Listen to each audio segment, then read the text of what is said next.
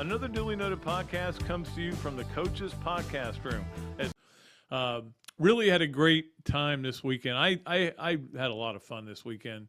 Went out with my friend Jeff Rood, who I've known forever. We worked together in my second job, year into the job market. We worked together for a long time and then have known each other for a long time. And he was in town. He was a Missouri alum and a Missouri fan. So he was in town for the game. So we went out Friday night to my good friends at No Paul. Thanks for a great meal there.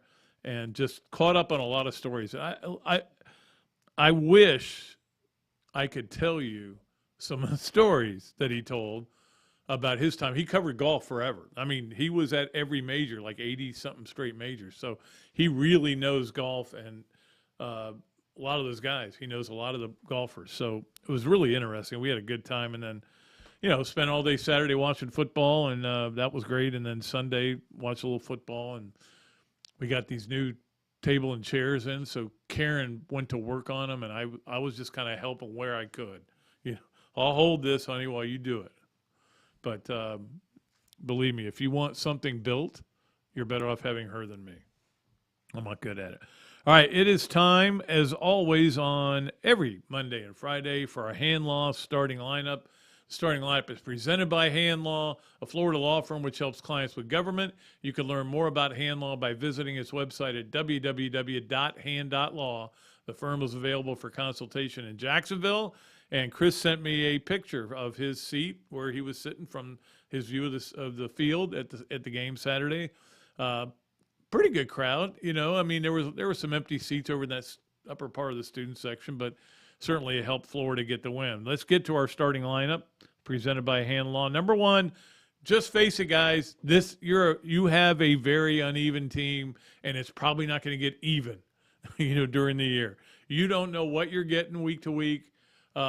Except a defense that can't get off the field. You don't know what you're getting from your quarterback. The quarterback is what he is, and I'm sorry, Coach Spurrier is calling me, so he may be running a little late. So we may go a little long with this segment. But, yeah, I mean, this team is it is what it is. As I said, I'm just trying to say that the defense is incredibly bad on third downs. 125th in the country out of 131 teams at third down conversion defense. I couldn't think of what I was going to call it. Third down conversion defense. They're 125th. They just aren't very good. I mean, they've got one elite player, and that is Ventrell Miller. He had 10 solo tackles in the game. The guy's unbelievable how well he plays. They don't have anybody else. And I've said this before. I've said this, that the defense is a problem I don't think is solvable this year. You're going to have to get better players in there, more of them. Maybe didn't go hard enough on the transfer portal on defense, but there are a lot of good players. I think there are players that could be good eventually. You got to keep trying to develop them and make them better. But, like the 3rd and 22, I think that Missouri was able to convert. There was nobody covering the running back. He came out of the backfield. It wasn't like they hit him right out of the backfield. He came out of the backfield and kind of drifted into an area, and there was nobody there. I can't explain the defense except that they're not good. And like I said to some people the other day, at some point coaching is accountable here. Like we've always said, this defense is bad because they don't have enough good players. And I do think they don't have enough good players. But they got enough players not to be 125th in third down conversions defense. So some of it is on the coaching. And I know that Patrick Toney's a really good coach, and I can't wait to see what he does when he has a defensive tackles that can play. And he's got other linebackers that can make tackles other than Ventrell Miller. But it is, those guys have to take a little bit of the heat because this is embarrassing to watch this defense play. And yet, the defense had a pick six. Jaden Hill, what a great story Jaden Hill is. Today was named the SEC Defensive Player of the Week, a guy who just started playing again last week after his, blew his knee out. He hurt his knee, tore his ACL in high school, tore his ACL before last season, so didn't play all last season. Then hurt his LCL in preseason camp, I think it was, or maybe it was spring. But the point is he couldn't play until last week. And it wasn't just the pick six. The other pick was almost as important because it was right down near the goal line. So great game for him, and maybe he is a difference maker, but there's not enough. I mean, you need 11 dudes, man. They don't have 11 dudes, and they aren't positioning the 11 dudes that they do have very well. So you got that, and then you've got an offense that all of a sudden Anthony Richardson was not very good. Now, the bullet he threw to Ricky Pearsall for what ended up being the game-winning touchdown, great play. The run he made, great play, great decision. But other than that, it was pretty average. 8 passing completions. That's the only way you get a completion is by passing it. But they only threw 14 passes, which is the fewest they've thrown since South Carolina, the Sunday eventually that Will Muschamp was fired. And again, that was a day where you just watched him and you went, got to get rid of this guy. I'm not saying that about Billy Napier, but Billy Napier needs to take a little bit of it too. But they won. Again, I kept telling everybody, win by 1. That's all that matters. If you can win by 1, I'll take it. And now they won by 7, and I'm like complaining about it. But that's, as I say, nobody suffers winning like Gator fans. Unfortunately, I'm one of them, so I'm suffering winning. All right, enough of that. But turnover in 5 straight games for Anthony Richardson. It's got to get better. It's got to get better. And in fact, when I was watching the kid, Milrose, is that how it say his name? From Alabama, he reminded me a lot of Anthony Richardson. Unbelievable physical talent, but had 3 turnovers in the game. But of course, that was his first game. Our first game is playing significant minutes. All right, number 2 on Hanlaw's starting lineup. You got to give this to Billy Napier. He is now 19-4 in 1-score games as a head coach. I don't think Florida's going to blow anybody out this year. I don't think Florida's going to get blown out this year. The one team that would be Georgia, and I don't think this team will quit or have any, if they lose a couple of games that they'll have that, attitude of that he just won't accept. So I think every game is pretty much going to be like this, and you just have to deal with it. It's not going to be good for people who have stopped drinking, but I'm telling you, they will drive you crazy. 4-2 though right now is where Florida is, which I think most people would have said, yeah, that I can live with that. That's fine. 4-2. The way they got there is such a uneven path though. It's like they're the ones drinking and they're walking sideways and just like you don't know where they're going. Where are they going next? I have no idea. I have no idea what's going to happen Saturday, and I have no idea what Anthony Richardson is going to do. The one thing I know is Florida won't play very good defense, even though LSU doesn't have a great offense. That's what I know. Okay? That's the only thing I do know. Number 3, on the Hanlaw starting lineup, it was a great day for college football, man. I thought it was a lot of fun. I watched all day. That Tennessee-LSU game, really disappointing. I was just hoping for a good game there. I mean, I was kind of conflicted on who to root for. And look, guys, every game's its own game. That's one of my rules, LSU's not going to play the same way they did against Tennessee. And you go, well, Florida almost beat Tennessee, but LSU never had a chance. Okay, that was that game. Has nothing to do with this game. But then FSU and Miami both losing consecutively because one was in the 4 o'clock window, one was in the 7:30 window. So that was enjoyable, I must admit. And both, again, those teams did not win 1-score games. It's what it's all about, really. And I've talked about this before, how college football has changed so much. But then the South Carolina over Kentucky, I did not see coming at all. Kentucky says, well, we don't have our starting quarterback, so we're going to have to try some different things. So first plays a double reverse. They mishandle it. South Carolina runs it back to the 2 or whatever, gets a touchdown. Then they block a punt. They get a field goal, and they just kind of hang on the rest of the way. South Carolina is, believe me, they're going to come into the swamp in several weeks. It'll be another one of those games that comes down to the fourth quarter. But I'm just surprised Kentucky was as bad as they were. The Alabama Texas A&M game, how good was that? The finish of that game. Mississippi State, Arkansas, I'm surprised at Arkansas. They've just fallen off a cliff all of a sudden. And it wasn't a great week for Florida because of Utah and Kentucky both losing, but you can't do anything about that. So anyway, that was the week, and it was pretty good. Pretty good. All right, I was looking at something that has nothing to do with this, but it has to do with this. All right, number 4, were Oklahoma got shut out, which nobody saw 49-0 coming there either. College football is wacky this year. It just is wacky. And nobody saw that coming at all. But what I was curious about was, hey, Oklahoma, didn't they have a really long streak of scoring every game? So I looked it all up. They were at 3-11. Now they're done. Florida still has the record and still active streak and at 429. There are a lot of teams that are still have an active streak going, but Florida's got number 1. So Florida just keeps scoring. They may set a record that can't be broken. The one time I was nervous was Georgia last year when they couldn't score, and then Emory came in, I think drove them to a late score. That was the one time I didn't think it would happen. But anyway, so Texas isn't back just because they did this. Oklahoma is in way more dire straits than anybody thought they would be. I know a lot of it is because what's his name? Lincoln Riley took not only the quarterback but a bunch of players to USC with him. All right, number 5 on Handlaw starting lineup. I feel bad for teams that lost over the weekend in baseball. I really do. Especially the Rays, to lose a 15-inning 1-0 game. Oh my God, that was the worst.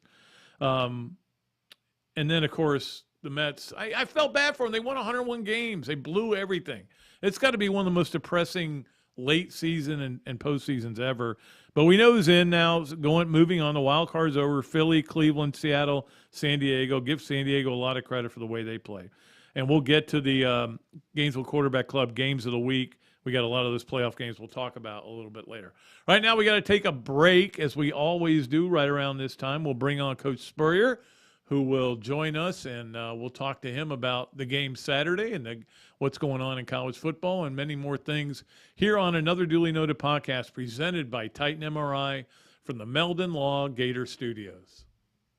Hello there, everybody. I'm Pat Dooley, of course, from Another Dooley Noted Podcast. And this is a great Adam Brewer, and he's just opened up a place here, Adam Brewer To Go. What gave you the idea to do this, to have a to-go place like this? We really like the fast concept, being able to get the barbecue.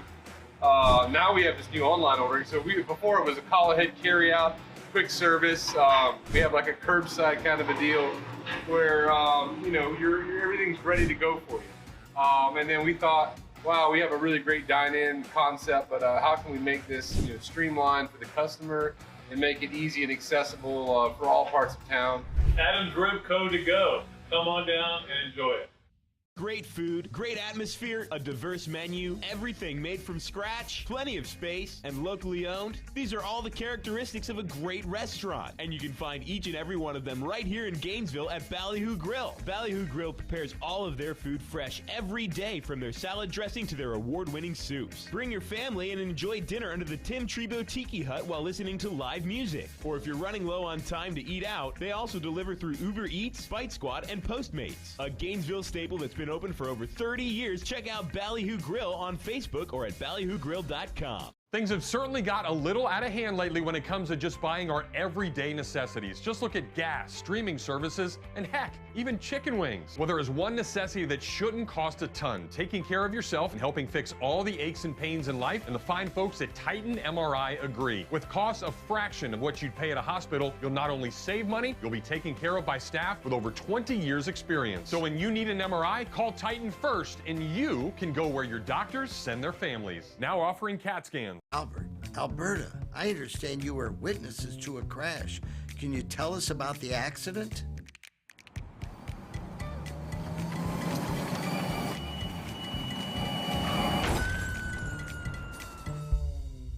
When you're in a crash, it's important to get witness statements immediately after the accident. Whether you're in a car, truck, motorcycle, scooter, or even a golf cart accident, at Meldon Law, we won't back down. Pat Dooley's Story Time is brought to you by Eastlake Pediatrics. Nobody knows how to provide pediatric health care for little Gators better than Dr. Mike and the other board-certified pediatricians and the pediatric nurse practitioners of Eastlake Pediatrics. They have been providing personalized health care to the children of Pinellas, Pasco, and Hillsborough counties since 2004. And with the recent addition of Dr. Chris, who is also board certified in sports medicine, they are now offering care for youth sports injuries as well. To learn more about Eastlake Pediatrics, call 727-372-6760. And to get to know them better, listen to Dr. Mike and Dr. Carey on their Peds and Pop podcast on multiple platforms. Gator football is back, and the best way to get exclusive insight is a membership in the Gainesville Quarterback Club. As the oldest Gator booster club in the world, Gainesville Quarterback Club gives you the access to speakers like coaches, Gator greats, and more. Yeah, I even talk over there. It's pretty cool. Share your passion for Gator football with hundreds of other members at weekly in-person meetings or for non-locals via Zoom with an out-of-town membership. Right now, out-of-town memberships are only $150, and all new out-of-town signups get entered to win 2 Champions Club tickets to homecoming. That's pretty cool. Against Missouri, speaker presentations, home game tailgates, and special events throughout the year. Join the Gainesville Quarterback Club today. Email the club at membership@quarterbackclub.org or call me, Pat Dooley, 352-317-3444, and I'll get you in touch with the right people. Gainesville Quarterback Club. Is your bank dropping the ball, not playing with heart or skill? Then you need to check out the scouting report on Campus USA Credit Union. That's a 5-star recruit if I've ever seen one. Campus has it all, like great rates and products, friendly service, and smart game plans for you and your money. So why not put some star power in your financial life? Visit campuscu.com or any campus service center today. Honey, can I recruit you to take the garbage out? All right, you just saw him on TV on the commercial. Now you see him live here. Okay, Pat. Yeah. Coach Spurrier, of course, is always brought to you by Meldon Law. We appreciate their sponsorship of Coach Spurrier's appearances here on Monday, and it was a win. And I keep telling I always like to say, I don't care what you win by, just win the game. Oh man, it was a win. Missouri's not that bad. Fortunately, they had trouble scoring touchdowns, or else it could have been different. But, our defense, Jaden Hill, golly, he got to make All-American after that game.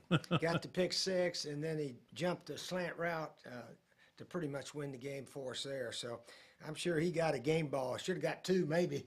But, he was a big star of the game if there was one. Especially on defense, I think. Offensively, we did a little bit here, there, and the other. But it was, we'd run for nothing, and then we'd get a 30-yard run, it seems like. So our average per carry was actually pretty good. Right. But we weren't consistent very much, and it was sort of a sluggish game. I think the fact is, like so many teams now, we're good enough to beat just about everybody we play. Right. But we're not good enough to know we're going to beat everybody. We can lose to everybody if the ball, bounces their way some. And there's so many teams like that, it seems like, in the country now that are all pretty even. Yeah, absolutely. And by the way, Jaden Hill was the first guy they called up to get his game ball on Saturday in the locker room. So, yeah, he definitely deserved one. Mm-hmm. But that is what this team clearly is now. After 6 games, you got to basically say, I don't know what they're going to do game to game. I know they're not going to be good on third down defense. They're 125th right now in third down defense. And so that kind of thing would drive you nuts, not being able to get the ball back so you can call any plays. Yeah, I'd be in the defensive meeting room if we were that bad on third downs. I don't know what I think. I guess we've played zones, mans. We've changed it up. Maybe we ought to go to the old all-out blitz every now and then. Yeah. That's how the New York Giants beat Green Bay. I don't know if you watched that game. I did watch it, yeah. But Aaron Rodgers is down there, and he had 2 throws and to try to tie it up, and they rushed everybody and ended up knocking down both passes. So if you can knock down the pass, you don't have to worry about the completion on the other side. So I don't know, but it was a good win, and LSU game's probably going to go down the wire this week. So I'm sure our fans will be ready to scream and yell and do our part, because the fans have done an excellent job, all the home games. Yeah, it's such a weird schedule, Steve, in that they It play is. 6 of the first 7 at home, and It is then unusual. 1 the rest of the way. Yeah, we're going to find out if we're a pretty good road team. That's right. Actually, we made a bunch of yards at Tennessee. Yeah. But we got way behind there. But anyway, we'll find out more about our team as we go along. Yeah, and I think we do know about this team, and that is that you don't know what you're going to get game to game. But the running backs obviously played well. ETN, had another good game. Oh, yeah. Montrell Johnson, they both went over 80 yards rushing, and Florida was able to do it there. But again, with Anthony Richardson, you're sitting there going, it's like he's back to USF. Or, I don't understand why he can't keep it going forward. 2 turnovers again in this game. But then he makes the great lightning throw to Pearsall in the end zone. Oh, that's a beautiful Yeah. play. On the dead run, fired it in there, and, of course, that ended up being the winning touchdown. So, he's sort of getting hung up back there. Of course, I don't know, was somebody open or not? I'm up there watching. I can't tell if his guy's open that he's seeing, or what. But anyway, we'll find out a lot this week. LSU, I don't think they're very good on offense. I think we can hold them down a bit. But we may need to score 24, 27 or something like that at least to have a good chance to beat these guys. Yeah, their leading rusher is their quarterback, Jaden Hill. You got to keep him in the pocket. Yeah. Well, that's how they beat Mississippi State. I was watching that game. Go back to pass, he'd take off running. Right. And most defensive coaches are, and I think they're trying to do that with Anthony, except Missouri on that 4th and 2. They just opened the gates and said, take off, Anthony. Yeah. Yeah, they really made a crucial And that error. was a great play, too. That was a huge play right there, 4th down. Yeah. As soon as I'm up there watching, I said, run. Yeah. I mean, nobody touched it for the first, 25 yards. So it was a nice break that Missouri gave us on that play. Yeah, absolutely. But they're not bad. I mean, they're 2 and 4 now, I know, but they're not a bad team. But it's like you said, everybody's good enough to beat you. Yeah. And you're good enough to probably beat everybody. too. And that's where it is with Florida right now. Yep. Every game's probably going to be pretty close, and if we can win our share of the close ones, we'll have a good year. Billy Napier, 19-4 now in 1-score games as head coach. That's pretty good record, isn't it? I know we talked about you didn't have very many of those. Not that many. We were pretty good in 4 to 5 point wins, but 1, 2 point. We lost more 1 and 2 points, and 3 points than we won for whatever reason. But when you overall inside 7 points, we still had a lot more wins than losses. But anyway, I like those comfortable victories, and then you don't worry about something bad going toward the end of the game. Right. And we had a lot of bad things happen occasionally, like a guy missing an extra point, and things like that. But anyway, did you watch some of the pro games yesterday? I did, yeah. Did you see Damian Pierce? I did. Run through the Jags right there at the end of the game, 99 yards. And, man, that was a tough loss for the Jags. I don't know what it is about them. They reverted back to sort of playing like they used to always play. And They couldn't get any offense. Yeah, offense couldn't do much. And Texans beat them, I think, 7 straight times they've beaten them now for whatever reason. But Damian Pierce, I mean, they even talked about it on the broadcast. How, he didn't get a lot of carries at Florida. And I'm like, yeah, we kept no, he rotating back in those. Yep. Yeah, I remember saying one time, I wish we just said, you're going to get 20 carries today and see what happens. Right. And, of course, I'd love to see him in the top of the I formation, which is where Texans had him some also. But the old I formation under center, you don't see that much anymore, do we? No, we don't. You don't Except see in the NFL. a lot of guys don't have fullbacks, even on their roster. Yeah. And one of the teams that doesn't is a team I know you're close to, which is Mississippi State, which got another big win. Yeah, and they're running the ball a little better now. They are running the ball, yeah. Yeah. Yeah, But he's running it kind of on the principle you use, which is a lot of draws and a little bit. Yeah. Yeah, they have a little toss draw. They block it like a draw play and toss it to the guy. But yeah, Mississippi State. In fact, Will Rogers set the SEC record for completions, and he did in only 28 games. Aaron Murray, the Georgia quarterback, held it before him, and I think he played 52 games. So it means the receiver coach is there, Steve Jr. His guys have caught more than anybody probably in the history of the SEC, and they're doing a real good job because Will Rogers is an excellent quarterback. I mean, he's up for the Heisman if he continues playing the way he's been playing. But they got a tough one this week with Kentucky. Did you watch Kentucky the other night? They were clearly sad. Yeah, it was sad. It was, and they ran the ball fine, but they couldn't break anything, and obviously the way that game started, they said, well, we don't have our quarterback, so let's go with a trick play. And that backfired. Yeah. But they seemed flat. They didn't play anyway the way they played against us for some reason, or against Ole Miss. You know, they easily could have beat Ole Miss, but didn't. And so anyway, but sometimes it takes the heart out of a team, though, and that's something that you had to deal with as a coach. I still think one of the greatest coaching jobs you ever did was in '96, getting your team ready to play Alabama after the loss at Doak in what was considered the game of the century, And you said, we got to go win a championship. Let's go win an SEC title. The tie at Doak. No, after the '96, when you lost at Doak.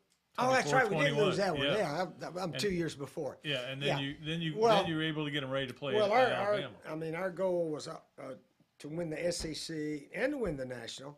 And I thought the national was out after we lost up there, and then all these other teams that were ranked ahead of us started losing. But we came back and regrouped and said, hey, let's go win us an SEC.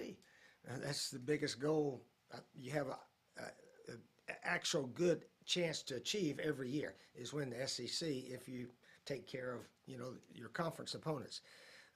So we got prepared for Alabama. And then everything fell into place. We got the rematch to beat FSU for the national. So anyway. Was there a point, though, during the week that you even were still thinking about playing for the national title? Or were you? No, I wasn't thinking about it until Arizona State lost to Ohio State in the Rose Bowl. I wasn't even thinking about it. And that was night before the game, right? I mean, the way they took all those shots at Danny Werfel, we wanted to beat those guys to make sure they didn't win it. You know what I mean? Beautiful. We had a chance to knock them out. And so we practiced under that pretense. I thought we want to beat these dang guys for sort of the way they play defense and late hits and stuff like that. So we were totally ready to play, and both of our offensive tackles were healthy that didn't play in that game. Well, it's interesting. FSU knocked out the quarterback Saturday, NC State, and they brought in a guy that was at Charleston Southern or somewhere, and they somehow were able to pull out a win. Sometimes it's just a matter of finding a way to win a game, and that's kind of what Florida did. They found a way to win. They weren't pretty. It wasn't, they weren't great in any one area, offense, defense, special teams, but they did enough in every one of them to win the game, and that's kind of what NC State was able to do. And I watched the North Carolina-Miami game too, the same kind of deal. I tell you, most all these NFL games now, the talent is so evenly divided. They all come down the wire. And if you've got a kicker like Baltimore's got, did you read where Justin Tucker he's had 17 opportunities to win the game with the last kick? You know how many he's made? 16. 17. He's made them all. Now that is a good kicker. Yeah, he's by far the best, they say. And it's funny because people say that there's so many kickers out there. You would think everybody would have a great kicker. There's only 32 kicking jobs in the whole world. You would think everybody'd have a great one, but everybody doesn't. Like Cincinnati has one, and Evan McPherson from Florida. Yeah, but all the other guys, they miss one occasionally. They're all usually pretty good kickers. Now, the Arizona guy, did you watch that yesterday? I did not see that. Now, that was scary because they showed him in pregame warm-ups, and he kept hitting a slice. I'm telling you, it would start toward the thing and fade to the right. And the announcer said this is what he did in pregame warm-ups, and they were getting concerned about him. Well, when he had a chance to tie the game, it started and sliced off to the right. I don't know how he did that, but he kicks a slice. He must be cutting across it. Yeah, he had to be swiping it somehow, just like in golf. It's the only way I could figure. But he sliced it again, and it faded and gave the Eagles the victory out there. Yep.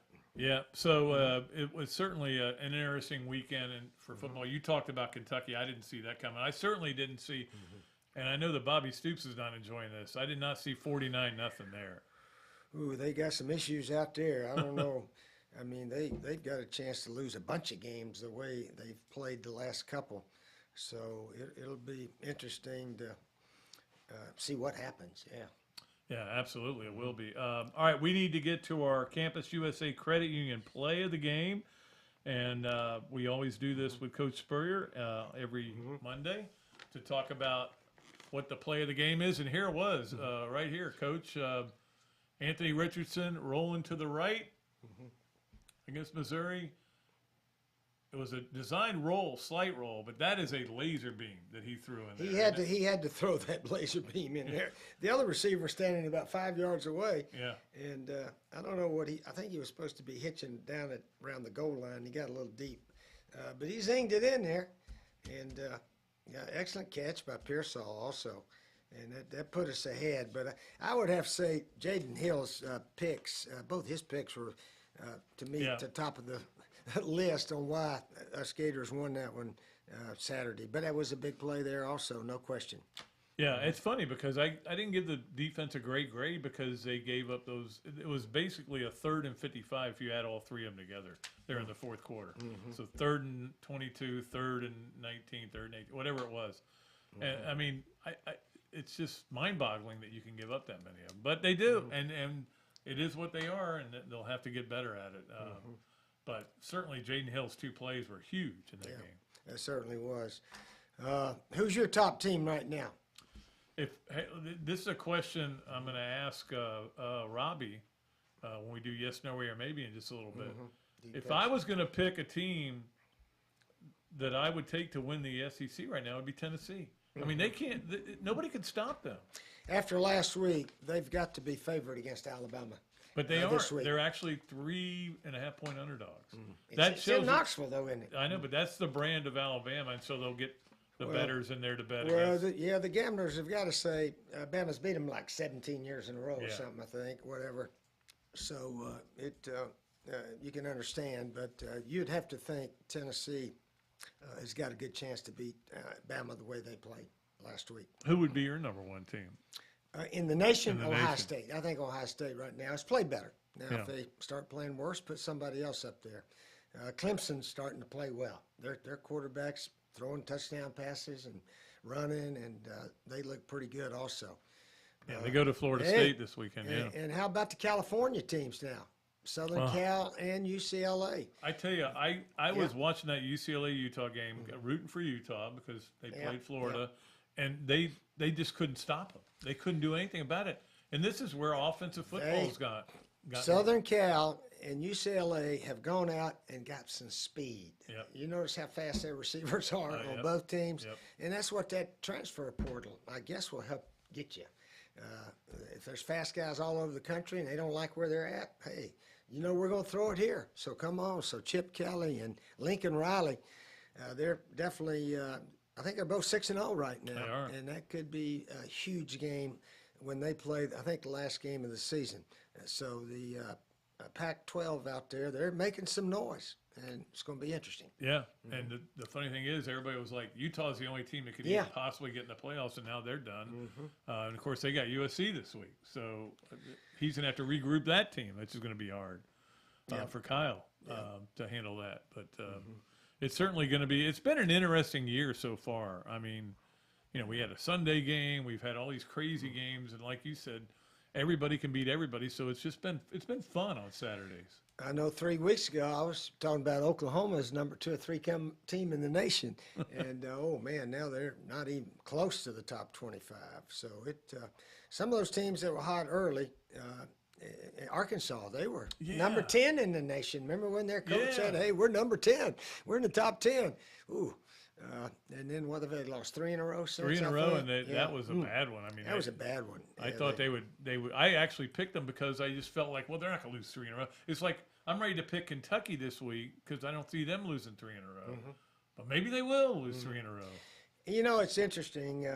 You think these players, we only got 12 games regular season if we do well, we play a bowl game or play for the championship, something like that. You think they'd be totally into every game? Right. And I watch these guys throw the little quick screen out there. Everybody throws it. Got one blocker.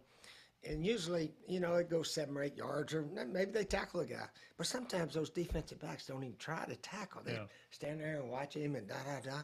And, that happened. South Carolina threw one out there. The guy went about 50 yards. And a couple of those Kentucky guys would just sort of act like they were tackling. But the effort and attitude is so crucial, all these teams. And, man, you can tell the teams that really want it and those that doesn't mean that much to them. Well, and that's the thing. I mean, that's what dealing with 18 to 21-year-old young men. Sometimes it's hard to get them going. Well, that's why leadership is so important, right. Pat. As we know, all the really good teams that I was fortunate to coach, we had the leaders at the right position, older guys, quarterback, safety, linebacker, D-line. We had a bunch of leaders that somebody act like he wasn't trying, they would tell him, not the coaches, but they would tell him pick it up or get off the field, things like that. So anyway, I think our effort here has been a lot better than in years past. Last year, remember? I don't feel like anybody's not playing. No, hard. they're playing. They're playing as hard as they can. They're playing with effort. We just don't seem to be in position a lot of times that maybe we could be.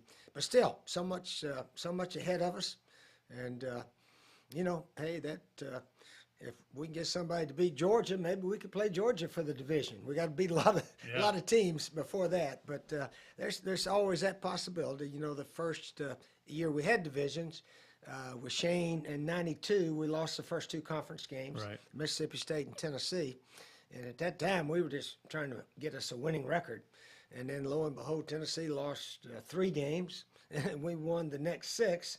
And we won the Eastern Division and almost upset Alabama that year. So it's never over till it's over. So we'll see how the season rolls. Before I let you go, I want to ask you about what the rivalry with LSU was like when you were here, because it's intensified since that whole hurricane thing. And now it seems like it's one of the biggest rivals Florida has. When you were coaching here in Florida, it was – they had that one time they beat you, but for the most part, you took care of them. So I don't know how big a rivalry game it was for you. It was always a common opponent. When I played here in the '60s, we played LSU every year, and I think they're about the only SEC.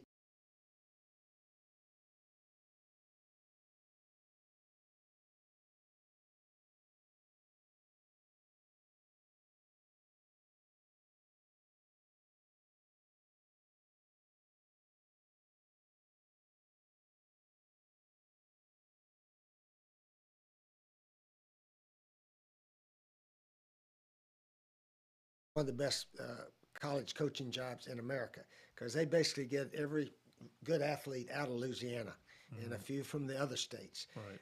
Even I think Nick Saban said it's a better job than Alabama or Auburn. So we got to compete against each other in our state. Of course, we got a bunch of schools in our state. So LSU, they've got players all the time. It just sort of depends on maybe the quarterback or the scheme or the attitude of the team. It comes down to that an awful lot on a lot of teams. Who was the guy that went around giving clinics on how to stop your offense after you beat them? After they beat you that one year? Well, no, that was they held us to 28. We only beat them 28-10. So he was giving clinics, I think, on how to stop us. And the '96 game, we had 42 at halftime. That game, Danny so that and was I. Your answer there? Danny and I, we scored every possession. I think had 6 touchdowns first half, and then they changed to play big soft zone, and we ran the ball most of the whole second half. So that guy's not giving clinics anymore, right? They tried to play bump and run, and Ike and Riedel and Quezzy. You can't play bump and run on those guys. Yeah, what was that the defense you wanted to see the most with those guys? Mm-hmm. Yeah, bump and run. Well, it was back in that day. It was a very good defense if you've got the players. It allows you to put 7 or 8 guys in the box. And in fact, when Bobby Stoops came here, I hired Bobby. He was at Kansas State. They had like #1 defense in the nation, and they played 8-man box, bump and run, the way they went, they stymied people. And so we came down here and we started scrimmaging one day, and we're throwing slants and fades and crossers and everything. I said, Bobby, you can't play the same coverage all the time now. He said, I've learned that. So he learned some new coverages, and away we went. But if you can play bump and run the whole game and stop the other guys, that's the way to do it. Yeah. You got to have the players, though. Yeah. That are physical, not just that they're quick. They got to be physical. Yeah, good tacklers and all that. And we did have that. I can't tell you how good our defenses were all those years. Absolutely. It really was. All right, Coach. Well, we appreciate you being in again, and we'll see you again next Monday on Another Dooley Noted Podcast. We'll be right back with Yes, No Way, or Maybe with Robbie Andrew. And don't forget, Coach Spurrier's appearances here are brought to you by Meldon Law. They won't back down. We'll be right back with more on the podcast. Hello there, everybody. I'm Pat Dooley, of course, from Another Dooley Noted Podcast. And this is a great Adam Brewer, and he's just opened up a place here, Adam Brewer To Go. What gave you the idea to do this, to have a to-go place? We really like the fast concept, being able to get the barbecue. Now we have this new online ordering. So before it was a call ahead carry out, quick service. We have like a curbside kind of a deal where everything's ready to go for you. And then we thought, wow, we have a really great dine-in concept, but how can we make this streamlined for the customer and make it easy and accessible for all parts of town? Adam's Rib Co. To Go. Come on down and enjoy it. Great food, great atmosphere, a diverse menu, everything made from scratch, plenty of space, and locally owned. These are all the characteristics of a great restaurant, and you can find each and every one of them right here in Gainesville at Ballyhoo Grill. Ballyhoo Grill prepares all of their food fresh every day, from their salad dressing to their award-winning soups. Bring your family and enjoy dinner under the Tim Trebo Tiki Hut while listening to live music. Or if you're running low on time to eat out, they also deliver through Uber Eats, Bite Squad, and Postmates. A Gainesville staple that's been open for over 30 years. Check out Ballyhoo Grill on Facebook or at ballyhoogrill.com. Things have certainly got a little out of hand lately when it comes to just buying our everyday necessities. Just look at gas, streaming services, and heck, even chicken wings. Well, there is one necessity that shouldn't cost a ton: taking care of yourself and helping fix all the aches and pains in life. And the fine folks at Titan MRI agree. With costs a fraction of what you'd pay at a hospital, you'll not only save money, you'll be taken care of by staff with over 20 years experience. So when you need an MRI, call Titan first, and you can go where your doctors send their families. Now offering CAT scans. Albert, Alberta, I understand you were witnesses to a crash. Can you tell us about the accident?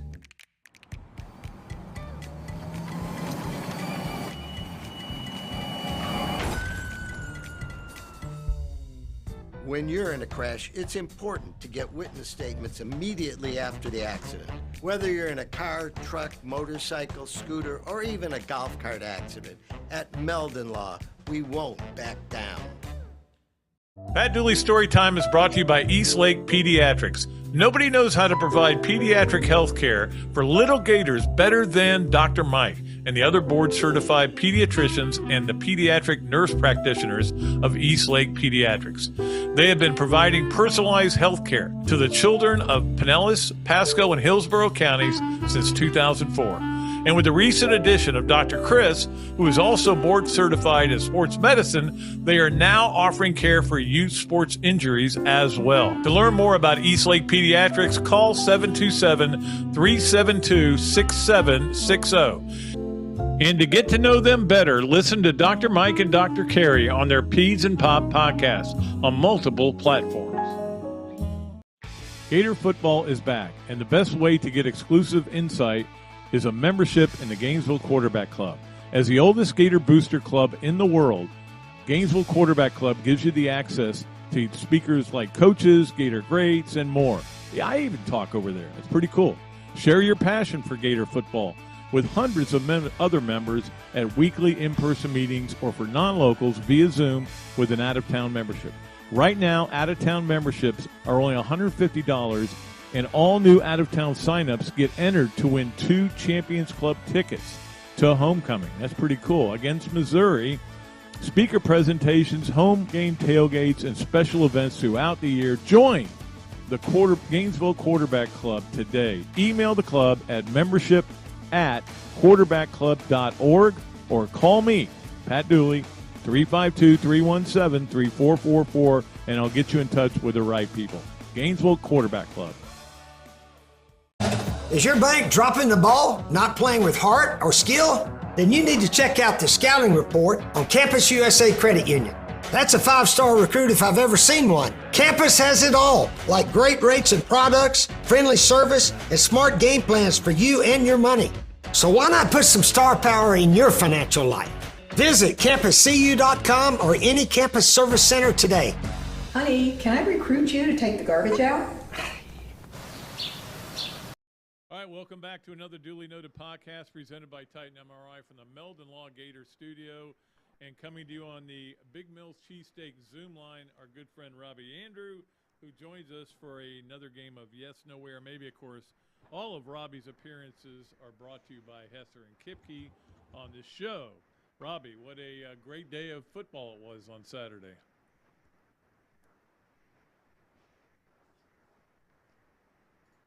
Pat? Yeah, could he not hear me? He's not hearing me.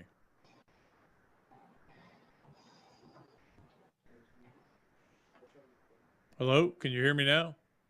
Yeah, I can hear you now. Okay, we'll start all over again. Okay, I didn't hear anything before.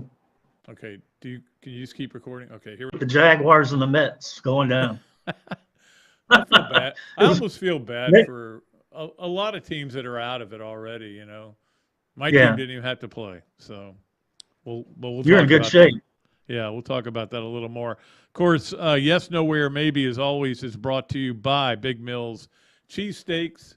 If you go there and tell them you heard it, you listen to the Another Dooley Noted Podcast, you get free French fries with your meal. And we appreciate my friend Keith over there at Big Mills Cheesesteaks. All right, Robbie, here we go. Number 1, Brian Harsin survives this. Survives this week or this season? Or you could say this week or this season. He's not going to make it, Pat. There's no way. No way he's going to make it. It's all set up for him to fail. They were lifeless in that game the other day. And, you know, there are other coaches coming open now, like the guy for the Carolina Panthers. I mean, he's the guy people are going to go after. So I think they're going to, if they find the right guy, they're going to make a move. So I don't think he's not going to survive. I don't know which was a worse fake punt. Was it the one Auburn had or the one LSU had? LSU actually just going for it on 4th down was bad. The analytics sometimes aren't accurate. But here's the thing. What about the FSU punter, Pat? What was he thinking? Well, I kept thinking, I've never seen that happen in my life, and I've seen it twice in 6 weeks. Because remember he could have run for first down. Yeah, South Carolina State UCF game, and the punter starts running, and he could run for the first down, and all of a sudden he kicks it. He was 12 yards down the field. This guy was only like 3 or 4. Yeah. And it really kind of changed the game, which is amazing. But it did. Brian Harsin's record right now is 9-10 as an Auburn coach. That ain't gonna. He's just not a good. He's not a good fit, Pat, for Auburn. Their problem is they don't have an AD right now. They haven't hired a new AD, so they get an interim, and I don't know if he feels confident in making that move. Number 2 on Yes, Nowhere, Maybe, brought to you by Big Mills Cheesesteaks. Brian Kelly regrets leaving Notre Dame for LSU. Maybe, Pat, but I would not yet. I don't think. I think maybe it's been an eye-opening experience for him, and I'm sure there's a lot of pressure on him now, especially the way that game went the other night. Losing at home to anybody at LSU 40-13 is unacceptable. I'm sure he's feeling some heat. He's on the hot seat, but I don't think he regrets it yet. It's way too early for that. But he'll have time to settle in and figure it out. And I do want to tell all Gator fans to go by one of my 10 commandments of college football, which is every game is its own game. What they did last week has nothing to do with what's going to happen this week. Absolutely not. Yeah, absolutely not. And they're playing a team that can't stop anybody on 3rd down. You don't know what you're getting out of your quarterback. So, I mean, who knows what is going to happen in that game? My guess is it'll be a 4th quarter game, and works. The thing is, I think Florida people would be feeling a lot better now if somehow the defense had stopped 3rd and 22 with a little swing pass. If they get the stop there and they win, and it's a comfortable win, and people are feeling a lot better. But to give up 3rd and 22 or 23 and then 3rd and 18, just that's where this defense is right now. In the fourth quarter, they gave up 3rd and 55. That was the combined total of those 3 plays. 3rd and 55. That's amazing. And on one of them, nobody even covered the running back. Nobody was even near. I know. I don't. Some of it is talent. Some of it may be that they're not getting these guys in the right position. And I think that they've got to look in the mirror about the coaching part of it as well. That's my feeling. Yeah, I agree, Pat. I think everybody's still kind of feeling themselves out on that side of the ball a little bit where, there's the trust factor maybe lacking a little bit. Exactly. Yeah. All right. And finally, number 3, Tennessee is the best team in the Southeastern Conference right now. Maybe, Pat. I mean, you look at the way Alabama's playing with a backup quarterback. They didn't look all that great. They got pushed to the limit the other night. Georgia's struggled a little bit. There's been no struggle in Tennessee's game lately. I mean, they're going up and down the field. Nobody can stop them, and the defense is getting better. Their special teams are good. Yeah, I'm going to say, yeah, they are. Yeah, right. Right now, they're my pick to win. They'd be my pick right now to win the conference. Who do you think? What do you think about Tennessee, Alabama? I mean, we're going to talk more about that next on Friday. But what do you think about Tennessee, Alabama? It's going to be the biggest game in Knoxville in a long time, Pat. And the expectations are up there that they've got a really good chance to win this game. A lot depends on the quarterback situation with Alabama. Yep. If they don't have Bryce Young, they're going to be in trouble, I think, based on what I saw the other night.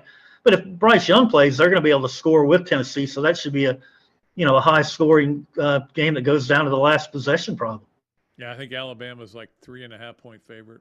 So, but it's so funny. Florida just played up there, and it was the biggest game they'd had in forever, right? And they've already had right. another one. You keep winning, the games just keep getting bigger, right? So they really do. And they're a team that's clearly getting better every week, Pat. Absolutely, they are. All right, that's going to do it for Yes, No Way, or Maybe with the great Robbie Andrew, brought to you by Big Mills Cheesesteaks. And, of course, Robbie's appearance is brought to you by Hesser and Kipke. We will say sayonara to you right now on Yes. Thanks, Pat. No Way, or Maybe. See you, Robbie. See you, Pat.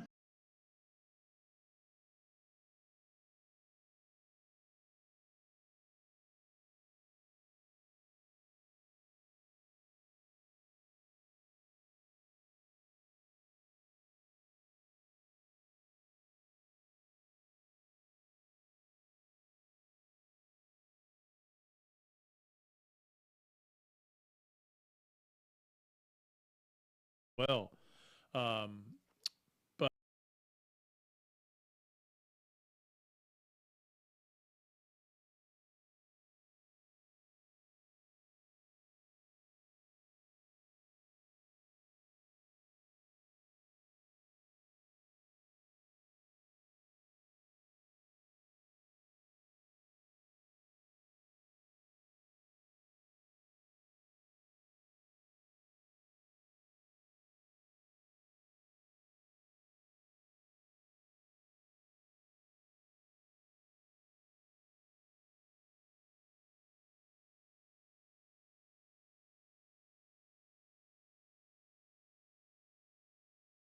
upset of Washington, so that was cool. He gets around, man. Old Kenny, he has a lot of fun.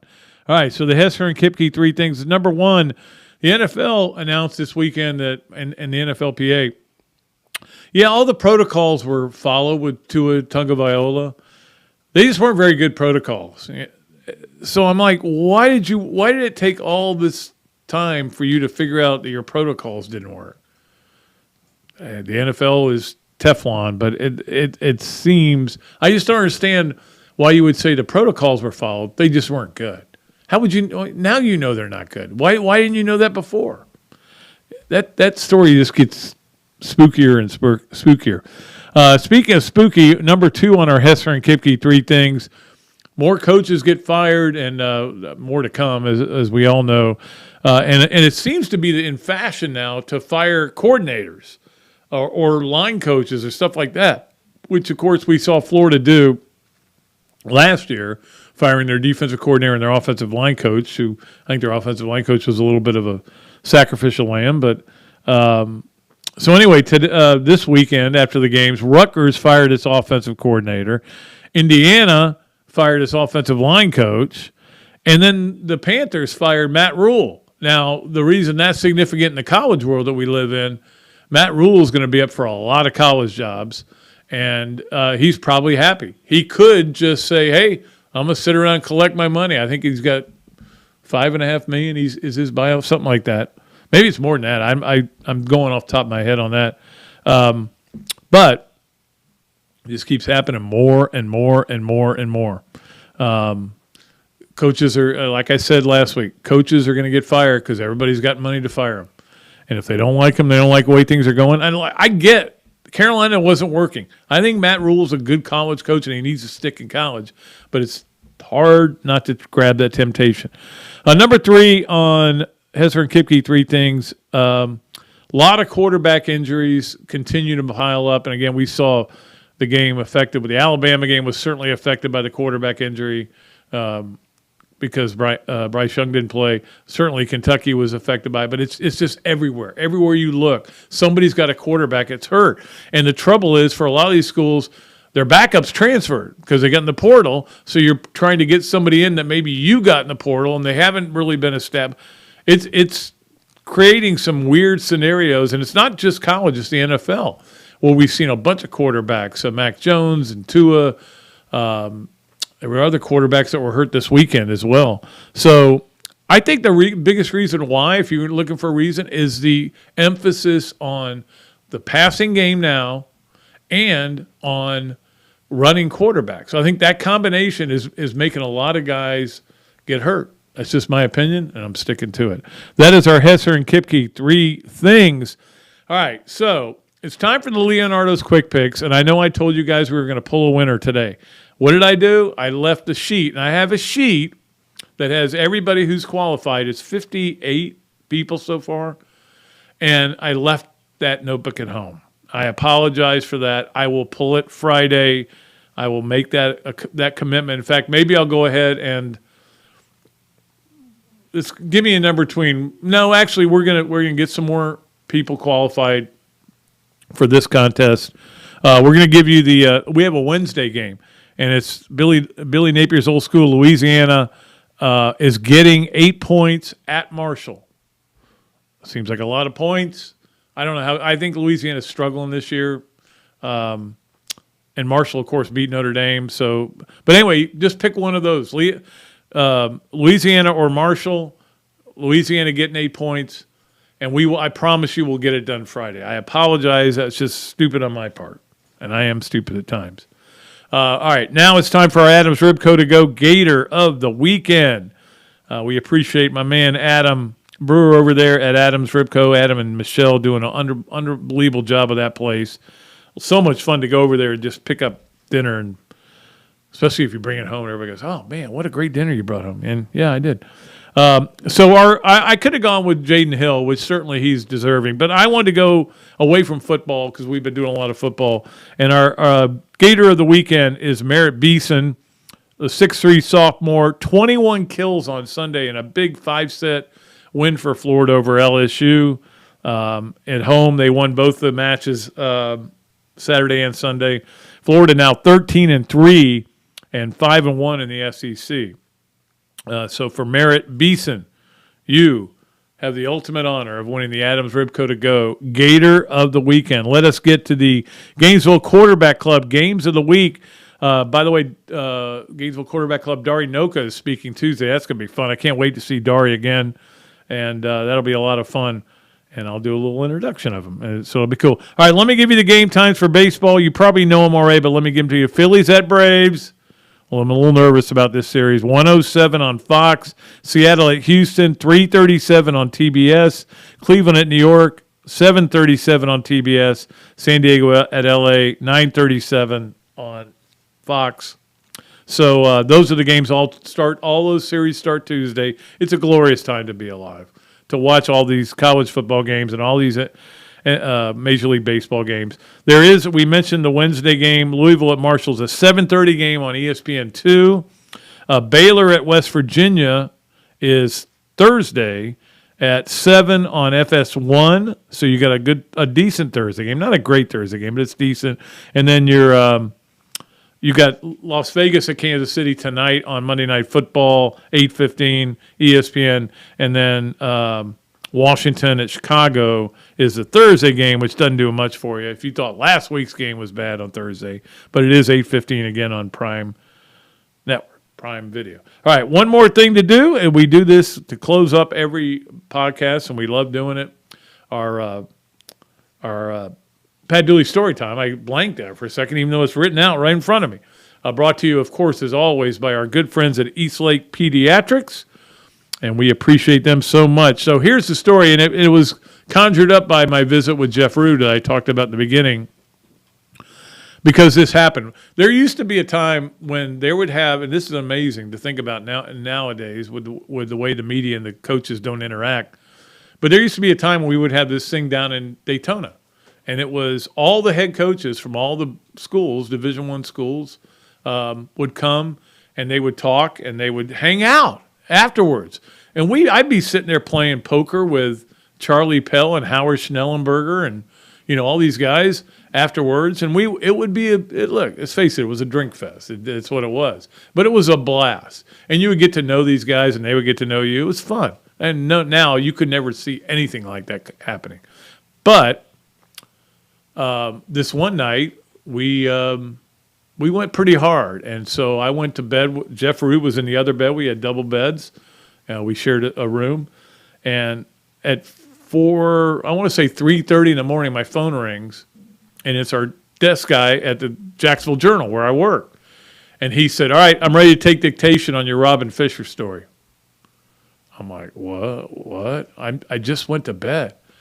And he goes, "Yeah, you got to have this story. You said you would have it today. It's about Robin Fisher and how he takes bubble baths before games." I go, "Yeah, I told you that, and I did interview him, but I didn't write." And I'm thinking all this to myself, and I went, "I got to give it to him. I got to give him something." I already imagined how I was going to write it, so I dictated it with no notes, with no computer or anything. I just dictated it on the phone, kind of laying down half asleep. And so Jeff said he called Tom the next morning. Tom was Cornelison, the great Tom Cornelison was the desk guy, and he said, "How'd things go last night?" And he goes, this morning. He goes, "Great. It was unbelievable. Dooley's story is tremendous. Stripped across the top." He goes, "It's still the greatest individual feat of journalism he had ever seen." So that is my story, Pat Dooley story time. Yeah, it was a good story. The quotes were accurate. I knew what he said, so I was younger then. I could remember things. All right, we're running late as always, which we always tend to do, and I know that Jason is mad at me for that, but no, he's not. I'm kidding. Thanks to Jason. Thanks to Tammy for coming in here as well. Thanks to Coach Spurrier. Thanks to Robbie Andrew. Thanks to the world. I'm heading to DeLand to give a talk to the DeLand Quarterback Club, so that'll be a lot of fun as well. And again, don't forget, if you want to get into the Gainesville Quarterback Club, man, it's not too late to get in there, especially even if you want to just be a Zoom member. You can watch these great talks, and Dari's is going to be awesome tomorrow. I'm looking forward to that. Dari Noka speaking. And that'll do it for Another Dooley Noted Podcast presented by Titan MRI from the Meldon Law Gator Studios. I am Pat Dooley. I am deep. I'm way back, and I am out of here.